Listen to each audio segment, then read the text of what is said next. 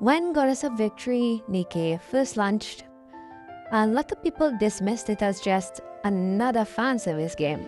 To be fair, I did too. I didn't start playing on day one because I was busy playing Genshin at the time.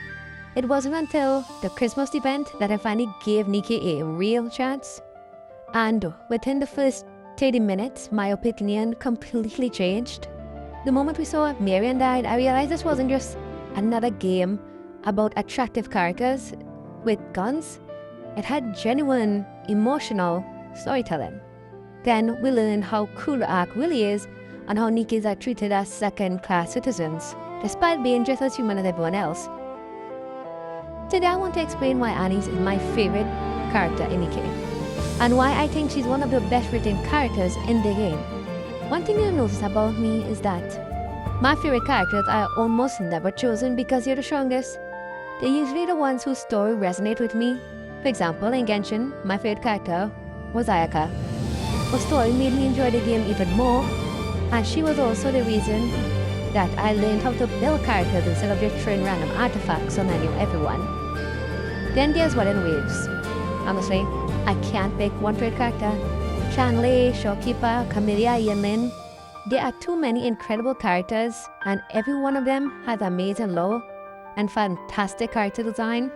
So you take your pick.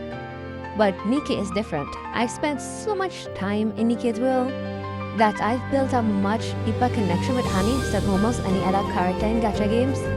Throughout Nikke's story, you're constantly told that Nikke is human. People treat them like machines built only for war.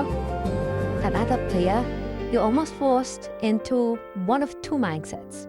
They're just weapons, or they're human beings who are victims of discrimination. Anise perfectly represents the second viewpoint. Ironically, despite being in Nikke and trying to push her humanity aside, she feels like the most human character in the entire game. Take Rocky for example. She has an incredible backstory connected to Red Hood and the larger-than-life heroic narrative. Neon has a tragic past growing up homeless. But despite everything, she's incredibly optimistic. She inspires you because of her positivity. Anise is different. Her story isn't about being a legendary hero. It's about being an ordinary person. She was bullied simply because she was different. The people around her rejected her, and even the school refused to help. Sadly, that's something many people can relate to. Whether you've experienced bullying, discrimination, racism, or simply feel like you didn't belong, Anise's story is incredibly real. When she was at her lowest point, her idol Pretty gave her hope. She inspired Anise to become an idol. For the first time Anise believed she could make a difference, Pretty was murdered, simply because she was a Nikke. Imagine watching a person who saved your life be killed because of the same prejudice you've experienced your entire life. How would you react? What I love most is that Anise doesn't become obsessed with revenge because of this. She doesn't become evil, doesn't become some unstoppable hero. She gives up. She abandons her dream of becoming an idol. She stopped believing the arc can change. Honestly, that's probably how most people would react. It's not dramatic, it's human. She's tired, she's disappointed. She just wants to survive without pretending the arc deserves her loyalty. In fact, if Anise had met Eden before meeting the commander, I genuinely believe she would have left the arc without hesitation.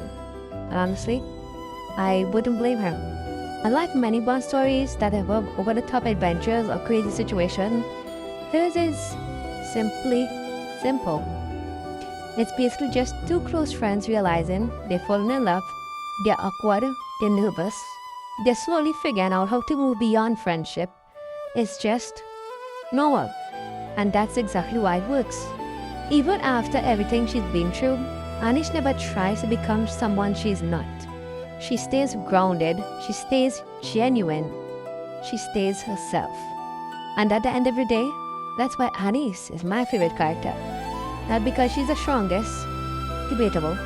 Not because she's the most beautiful, debatable. Not because she's the funniest, she is.